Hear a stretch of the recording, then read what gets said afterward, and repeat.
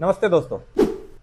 नई pension scheme क्या है, ये फायदेमंद है या नुकसानदायक, इसकी एक एक बारीकी मैं आपको बताऊंगा। दरअसल मोदी सरकार ने सरकारी कर्मचारियों के लिए यूनिफाइड पेंशन स्कीम यानी यूपीएस पेश की है, क्योंकि नेशनल पेंशन सिस्टम यानी एनपीएस की लगातार आलोचना हो रही थी और सरकार को कर्मचारियों के विरोध का सामना करना पड़ रहा था। कर्मचारी एक सुर में पुरानी पेंशन की मांग कर रहे थे, चाहे वो दिल्ली के जंतर मंतर पे हो, लखनऊ में हो या देहरादून में। लेकिन अब सरकार ने बीच का रास्ता निकालते हुए यूपीएस लेकर आई है ताकि ये विरोध कम हो पाए। दरअसल पुरानी पेंशन योजना सरकारी कर्मचारियों में काफी लोकप्रिय थी, क्योंकि ये अंतिम वेतन के आधार पर सुनिश्चित पेंशन की गारंटी देती थी। लेकिन एनपीएस में ऐसी कोई व्यवस्था नहीं थी जिससे कर्मचारी ओपीएस की मांग कर रहे थे। लेकिन अब सरकार ने काफी मंथन के बाद यूपीएस का विकल्प दिया है।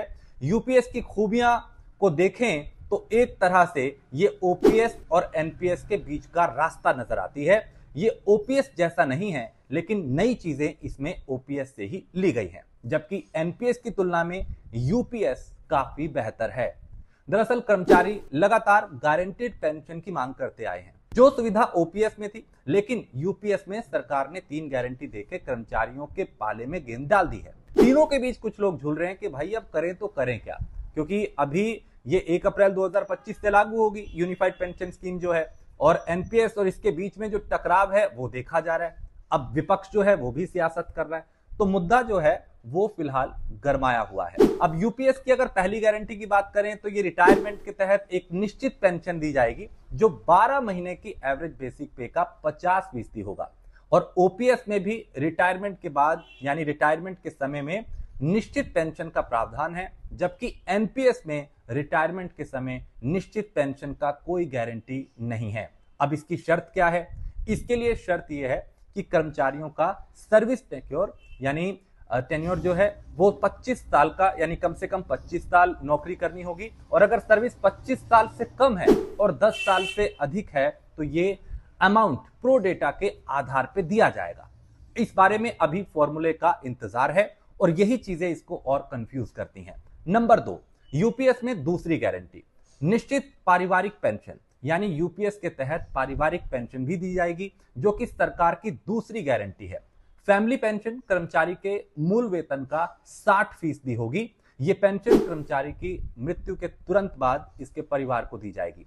हालांकि अभी तक ये साफ नहीं है कि अगर पहले ही वर्ष किसी कर्मचारी की मौत हो जाती है तो क्या उसके परिवार को भी इसी आधार पे पेंशन मिलेगी। इसके अलावा यूपीएस में मेडिकल फैसिलिटी दी जाएगी, जबकि ओपीएस में रिटायरमेंट के बाद मेडिकल फैसिलिटी है, लेकिन एनपीएस में इसका स्पष्ट प्रावधान नहीं है।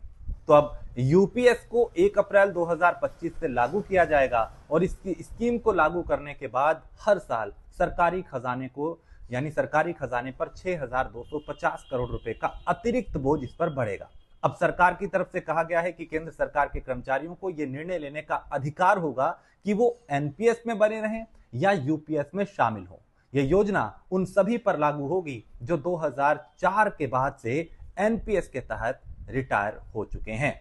तो अब चूंकि यह भी एक बारीकी मैं आपको बताऊं कि यूनिफाइड पेंशन स्कीम है क्या। दरअसल यूनिफाइड पेंशन स्कीम सरकार के कर्मचारियों के लिए नई पेंशन योजना है और इस योजना के तहत कर्मचारियों को एक निश्चित पेंशन का प्रावधान किया जाएगा, जो नई पेंशन योजना यानी एनपीएस से अलग है, जिसमें पेंशन की राशि निश्चित नहीं होती।